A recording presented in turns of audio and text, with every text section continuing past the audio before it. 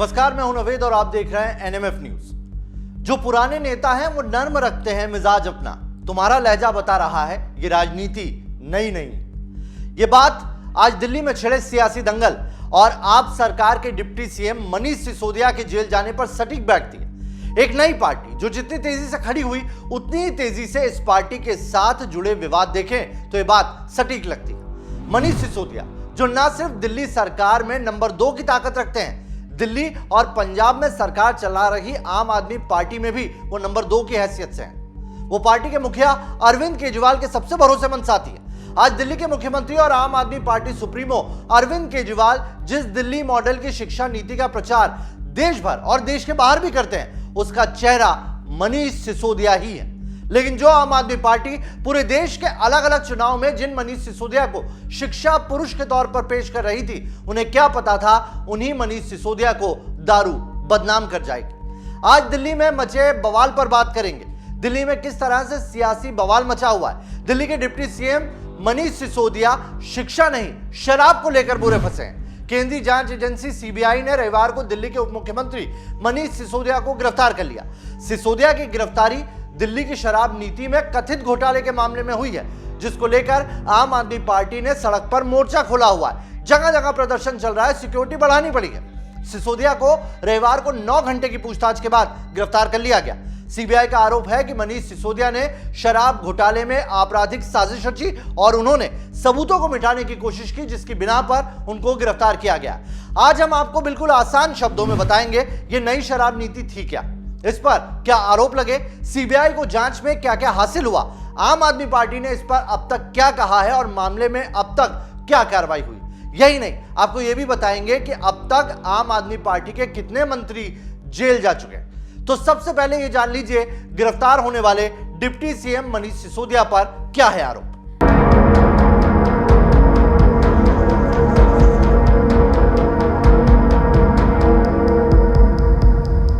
शराब नीति में घोटाले का आरोप। दिल्ली सरकार 2021-22 में नई शराब नीति लेकर आई थी। दिल्ली सरकार का दावा था कि इस पॉलिसी से माफिया राज खत्म हो जाएगा और सरकार का राजस्व बढ़ेगा।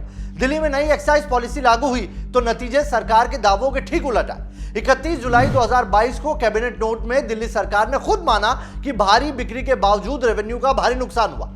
दिल्ली के तत्कालीन मुख्य सचिव ने इस मामले में एलजी वीके सक्सेना को अपनी रिपोर्ट सौंपी थी। इसमें एक्साइज पॉलिसी में गड़बड़ी के साथ ही डिप्टी सीएम मनीष सिसोदिया पर शराब कारोबारियों को अनुचित लाभ पहुंचाने का भी आरोप लगाया था। क्या थी दिल्ली की वो विवादित शराब नीति? नई शराब नीति के तहत दिल्ली सरकार के 5 मुख्य फैसले क्या थे वो जान लीजिए। पूरी दिल्ली को 32 जोन में बांटकर हर जोन में 27 लिकर वेंडर रखने की बात कही गई। इसमें फैसला लिया गया कि दिल्ली सरकार अब शराब बेचने का काम नहीं करेगी। अब दिल्ली में शराब बेचने के लिए सिर्फ प्राइवेट दुकानें होंगी। हर वार्ड में 2 से 3 वेंडर को शराब बेचने की अनुमति दी जाएगी। शराब दुकानों के लिए लाइसेंस देने की प्रोसेस को आसान और फ्लेक्सिबल बनाया जाएगा। शराब नीति में कथित घोटाले को लेकर सीबीआई ने 9 महीने पहले मामला दर्ज किया था, यानी कि 9 महीने से इस मामले की जांच चल रही। इस मामले में अब तक 9 लोगों को गिरफ्तार किया जा चुका है, जिसमें अब डिप्टी सीएम मनीष सिसोदिया का नाम भी जुड़ गया है। 6 महीने की जांच के बाद हुई है मनीष सिसोदिया की गिरफ्तारी। सीबीआई ने करीब 6 महीने की जांच के बाद मनीष सिसोदिया को गिरफ्तार किया। उनके खिलाफ 17 अगस्त को मामला दर्ज हुआ था। 9 अगस्त को सीबीआई ने मनीष सिसोदिया और आपके 3 अन्य सदस्यों के घर पर भी छापा मारा था।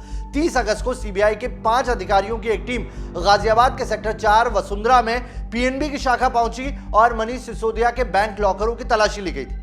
17 अक्टूबर को सीबीआई ने मनीष सिसोदिया से दिल्ली आबकारी नीति मामले में 9 घंटे तक पूछताछ की थी। हालांकि 25 नवंबर को सीबीआई ने दिल्ली आबकारी मामले में अपनी पहली चार्जशीट दायर की, जिसमें मनीष सिसोदिया को आरोपी नहीं बनाया गया था। इस मामले में सीबीआई केस के आधार पर प्रवर्तन निदेशालय यानी कि ईडी भी मनी लॉन्ड्रिंग की जांच कर रही है और 9 लोगों को उसने अब तक गिरफ्तार किया है। चार्जशीट में कहा गया है कि शराब नीति में ली गई रिश्वत की रकम हवाला के जरिए 2022 में गोवा विधानसभा चुनाव में आपके चुनावी कैंपेन में लगाई गई। सीबीआई ने सिसोदिया की गिरफ्तारी पर क्या कहा? सीबीआई ने बताया कि नई आबकारी नीति में कथित अनियमितताओं के मामले की जांच के लिए उप मुख्यमंत्री और आबकारी मंत्री मनीष सिसोदिया और 14 लोगों के खिलाफ केस दर्ज किया गया था। इसमें मुंबई की एक निजी कंपनी के तत्कालीन सीईओ और 6 अन्य लोगों के खिलाफ 25 दिसंबर 2022 को आरोप पत्र भी दाखिल किया गया। डिप्टी सीएम को 19 फरवरी 2023 को जांच में सहयोग करने के लिए सीआरपीसी की धारा 41A के तहत नोटिस जारी हुआ और उन्हें पूछताछ के लिए बुलाया गया। हालांकि मनीष सिसोदिया ने यहां व्यस्तता की बात की और एक हफ्ते बाद का वक्त मांगा, जिसके बाद रविवार को फिर से नोटिस जारी कर उन्हें पूछताछ के लिए बुलाया गया और इस दौरान उन्होंने टाल मटोल भरे जवाब दिए, जांच में सहयोग नहीं किया और इसीलिए उन्हें गिरफ्तार किया गया। सीबीआई के हाथ क्या लगा? सीबीआई सोर्सेज से मिल रही जानकारी के मुताबिक मनीष सिसोदिया की गिरफ्तारी से पहले ही सीबीआई ने पुख्ता सबूत जुटाए, यानी मनीष सिसोदिया का जेल से जल्दी बाहर आना मुश्किल लगता है। सोर्सेज के मुताबिक सीबीआई ने आरोप लगाया कि मनीष सिसोदिया ने कथित तौर पर किसी और के नाम पर 11 सेलफोन खरीदे, यानी कि इन 11 फोन का इस्तेमाल उन्होंने इस नीतियों के दौरान किया। उन्हें इस्तेमाल करने के बाद उन्हें मनीष सिसोदिया ने नष्ट भी किया। सीबीआई ने पर्याप्त सबूत होने के बाद सिसोदिया को भारतीय दंड संहिता की धारा 477A यानी कि खातों में हेरफेर और 120B यानी कि आपराधिक साजिश रचने के लिए गिरफ्तार किया। सीबीआई सोर्सेस का यह भी दावा है कि दिल्ली के एक आईएएस जो इस मामले में गिरफ्तार हुए पर बाद में सरकारी गवाह बन गए, उन्होंने शराब घोटाले में मनीष सिसोदिया को लेकर कई जानकारियां दी है। सीबीआई ने मामले में गवाह के रूप में सीआरपीसी की धारा 164 के तहत इस आईएएस अधिकारी का बयान भी दर्ज कर लिया और यह केस के लिए काफी महत्वपूर्ण है। सीबीआई सोर्सेज की माने तो दिल्ली के उप मुख्यमंत्री ने कुल 18 मोबाइल फोन का इस्तेमाल किया और उन्होंने एक ही दिन में 3 मोबाइल फोन बदले और इन फोन्स में कम से कम 4 नंबरों को यूज किया। सीबीआई जांच से जुड़े सूत्र ने कहा है कि वो एक जैसे नंबरों का इस्तेमाल कर रहे थे। सीबीआई के पास नौकरशाह का बयान सबूत के तौर पर व्हाट्सएप चैट। सीबीआई के एक सूत्र ने दावा किया है कि जांच एजेंसी ने कुछ व्हाट्सएप चैट रिट्रीव किए हैं जिन्हें डिलीट कर दिया गया था। ये चैट्स बता रहे हैं कि दिल्ली आबकारी नीति को पहले ही कुछ व्यवसायियों के साथ शेयर कर दिया गया जो कि नियमों के खिलाफ था। सीबीआई ने यह भी आरोप लगाया कि मनीष सिसोदिया ने सबूत नष्ट कर दिए।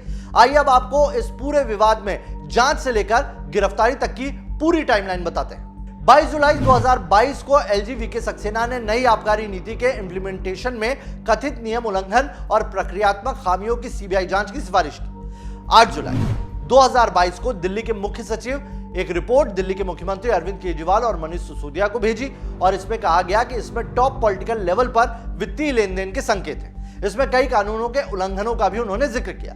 28 जुलाई 2022 को मनीष सिसोदिया जो दिल्ली सरकार के आबकारी विभाग के प्रमुख भी हैं, उन्होंने विभाग को नई नीति आने तक 6 महीने की अवधि के लिए उत्पाद शुल्क नीति के पुराने शासन पर वापस लौटने का निर्देश जारी किया। 17 अगस्त 2022 को सीबीआई ने आबकारी नीति में सिसोदिया और साथ ही 13 अन्य लोगों के खिलाफ एफआईआर की। एलजी वीके सक्सेना ने जांच के आदेश दिए। 19 अगस्त को सीबीआई ने मनीष सिसोदिया और आम आदमी पार्टी के 3 अन्य सदस्यों के आवास पर छापा मारा। 22 अगस्त को ईडी सीबीआई से मामले की जानकारी लेती है, मनी लॉन्ड्रिंग का मामला दर्ज करती है। 30 अगस्त सिसोदिया के पीएनबी में बैंक लॉकरों की तलाशी ली गई। 27 सितंबर आप प्रवक्ता विजय नायर गिरफ्तार हुए। 28 सितंबर ईडी ने कथित दिल्ली शराब घोटाले के आरोपियों में शामिल शराब कारोबारी समीर महेंद्र को गिरफ्तार किया। 16 अक्टूबर सीबीआई ने मनीष सिसोदिया से पहली बार 9 घंटे पूछताछ की। उन्होंने दावा किया था कि पूछताछ के दौरान उन पर आम आदमी पार्टी छोड़ने का दबाव बनाया गया था। 10 अक्टूबर सीबीआई ने अभिषेक बोनपल्ली को गिरफ्तार किया। वो दक्षिण भारत के शराब कारोबारियों की पैरवी कर रहा था। 25 नवंबर सीबीआई ने 7 लोगों के खिलाफ चार्जशीट पेश की। इसमें सिसोदिया का नाम शामिल नहीं था। 30 नवंबर मनीष सिसोदिया के करीबी रहे अमित अरोड़ा को गिरफ्तार किया गया था। ईडी ने तेलंगाना के मुख्यमंत्री के चंद्रशेखर राव की बेटी एलसी कलव कुंतला कविता को नामजद किया। 14 जनवरी 2023 डिप्टी सीएम सिसोदिया के दफ्तर पर रेड हुई, कंप्यूटर जब्त किया गया। 19 फरवरी सीबीआई ने सिसोदिया को पूछताछ के लिए बुलाया लेकिन वो नहीं गए, कोई और तारीख पर पूछताछ की बात कही। 26 फरवरी पूछताछ के लिए सिसोदिया सीबीआई दफ्तर पहुंचे। यहां पर 9 घंटे तक सवाल जवाब किए गए। उसके बाद उन्हें गिरफ्तार कर लिया गया। शराब नीति ने आम आदमी पार्टी को अब तक की सबसे बड़ी मुसीबत में डाला है। आम आदमी पार्टी इस पर हमलावर है। पार्टी के तमाम नेता केंद्र सरकार पर सीबीआई के गलत इस्तेमाल का आरोप लगा रहे और दिल्ली में सियासी दंगल मचा हुआ है। लेकिन यह भी सच है कि यह पहली बार नहीं है जब आम आदमी पार्टी का कोई मंत्री जेल गया। आइए आपको एक लिस्ट बताते हैं जो आम आदमी पार्टियों के नेताओं, मंत्रियों और एमएलए पार्षद से जुड़ी हुई है जो कब कब अलग अलग मामलों में जेल जा चुके हैं। मनी लॉन्ड्रिंग में जेल गए स्वास्थ्य मंत्री सत्येंद्र जैन। दिल्ली के स्वास्थ्य मंत्री सत्येंद्र जैन 30 मई 2022 से जेल में बंद हैं। उन्हें मनी लॉन्ड्रिंग मामले में गिरफ्तार किया गया। आम आदमी पार्टी में स्वास्थ्य मंत्री सत्येंद्र जैन की 4.81 करोड़ की संपत्ति भी ईडी जब्त कर चुकी है। सीडी कार्ड में फंसे मंत्री संदीप कुमार। आम आदमी पार्टी में मंत्री रहे संदीप कुमार 2016 में राशन कार्ड बनवाने के बहाने महिला से रेप केस में फंस चुके हैं। इस मामले में उनको जेल भेजा गया था। इस घटना की एक सीडी भी सामने आई थी। मामले में केजरीवाल सरकार ने संदीप को सरकार और पार्टी से बर्खास्त कर दिया गया था। फर्जी डिग्री मामले में जेल गए कानून मंत्री। साल 2015 में दिल्ली सरकार में कानून मंत्री जितेंद्र सिंह तोमर को गिरफ्तार किया गया था। उन पर वकालत की फर्जी डिग्री रखने के आरोप लगे थे। कानून मंत्री के अलावा दिल्ली के पर्यटन, कला और संस्कृति की भी जितेंद्र सिंह जिम्मेदारी संभाल रहे थे। भ्रष्टाचार मामले में सिंगला गए जेल। पंजाब की आम आदमी पार्टी सरकार में स्वास्थ्य मंत्री विजय सिंगला को भ्रष्टाचार के मामले में जेल भेजा गया था। उन पर स्वास्थ्य विभाग से जुड़े टेंडर में 1% कमीशन मांगने का आरोप लगा। पंजाब के मुख्यमंत्री भगवंत मान ने मंत्री विजय सिंगला को बर्खास्त कर दिया। घूस कांड में आसिम अहमद गए जेल। साल 2018 में दिल्ली सरकार में कैबिनेट मंत्री आसिम अहमद खान पर 6 लाख रुपए की रिश्वत लेने का आरोप लगने के बाद उन्हें जेल भेजा गया। आसिम अहमद खान दिल्ली सरकार में खाद्य आपूर्ति मंत्री थे। घरेलू हिंसा में सोमनाथ भारती गए जेल। आम आदमी पार्टी सरकार में कानून, पर्यटन, प्रशासनिक सुधार जैसे मंत्रालयों की जिम्मेदारी संभालने वाले सोमनाथ भारती को 2014 में इस्तीफा देना पड़ा था। पत्नी से मारपीट मामले में उन्हें जेल की हवा खानी पड़ी थी। यह मामला अभी भी कोर्ट में लंबित है और पिछले साल वो यूपी के दौरे पर थे। यहां दिए गए विवादित बयान को लेकर उन्हें गिरफ्तार किया जा चुका है। कई एमएलए और पार्षद भी गए जेल। अमानतुल्लाह खान।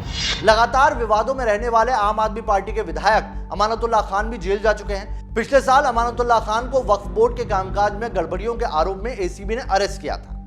प्रकाश जारवाल। आम आदमी पार्टी के देवली से विधायक प्रकाश जारवाल 2018 में दिल्ली के मुख्य सचिव अंशु प्रकाश से मारपीट के मामले में फंसे थे। मामले में पुलिस ने विधायक प्रकाश जारवाल को एक शादी समारोह से गिरफ्तार किया था। आप पार्षद ताहिर हुसैन पर दिल्ली दंगों का आरोप।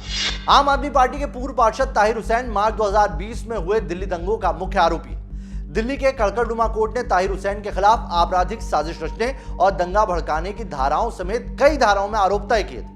ताहिर हुसैन पर 2 समुदायों के बीच सांप्रदायिक हिंसा और अफवाह फैलाने का आरोप लगाया गया था। इसके बाद आम आदमी पार्टी ने ताहिर हुसैन को पार्टी से निष्कासित कर दिया था। वहीं पूर्वी दिल्ली नगर निगम ने 20 अगस्त 2020 को ताहिर की सदस्यता खत्म कर दी। अन्ना आंदोलन से वजूद में आई आम आदमी पार्टी का ग्राफ जितनी तेजी से बढ़ा है, उतनी ही तेजी से विवाद भी पार्टी के साथ जुड़े। जितना सच यह है कि कुछ सालों पहले बनी पार्टी की आज 2 राज्यों में सरकार है और कई राज्यों में वो अपनी मौजूदगी दर्ज कराने में कामयाब रही है, उतना ही सच ये भी है कि इसके नेताओं के नाम दंगा भड़काने, मनी लॉन्ड्रिंग, रेप और भ्रष्टाचार जैसे मामलों में जुड़े। रविवार को गिरफ्तार किए गए डिप्टी सीएम मनीष सिसोदिया को कोर्ट ने रिमांड पर भेज दिया है। अब देखना होगा मनीष सिसोदिया मामले में आम आदमी पार्टी का क्या होता है, क्योंकि सिसोदिया को केजरीवाल का सबसे करीबी बताया जाता है। ऐसे में वह दिन दूर नहीं जब इस शराब कांड मामले की आंच केजरीवाल तक भी पहुंच जाए। आपको ये स्टोरी कैसी लगी, हमें कमेंट करके जरूर बताइएगा।